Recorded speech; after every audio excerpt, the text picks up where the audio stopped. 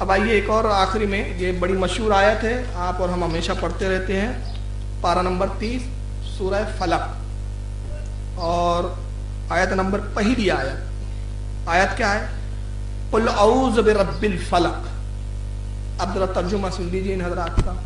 محمود الحسن کہتے ہیں تو کہہ میں پناہ میں آیا صبح کے رب کی.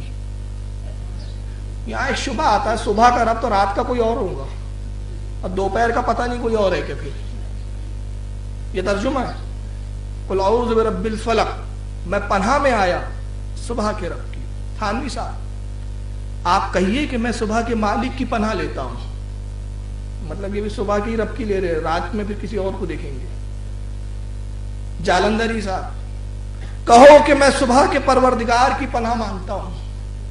اب وہ عبد الماجد دریابادی صاحب آپ کہہ دیجئے کہ میں صبح کے مالک کی پناہ لیتا ہوں. مولانا وحید السما صاحب کہتے ہیں اے پیغمبر کہہ دے میں پناہ میں آیا اس خدا کی جو صبح کا مالک ہے، یعنی رات کا مالک کوئی اور ہے. ڈپارٹمنٹ بٹے ہوئے ہیں. محمد جناگڑی صاحب آپ کہہ دیجئے کہ میں صبح کے رب کی پناہ میں آتا ہوں. مودودی صاحب کہو میں پناہ مانگتا ہوں صبح کے رب کی. فہیم الدین صدقی صاحب کہو کہ میں صبح کے مالک کی پناہ مانگتا ہوں. یعنی سب زیادہ تر یہی ترجمہ ہو رہا ہے، میں صبح کے رب کی پناہ لیتا ہوں، صبح کے رب کی پناہ لیتا ہوں. تو رات کے اور دوپہر کے رب کی ضرورت ہی نہیں ہے ان کو. اب فلک لفظ تو آیا ہے یہاں اور فلک کے معنی صبح ہوتے ہیں، مگر اعلیٰ حضرت یہاں دیکھیں کیسے ترجمانی کرتے ہیں اس آیت کی.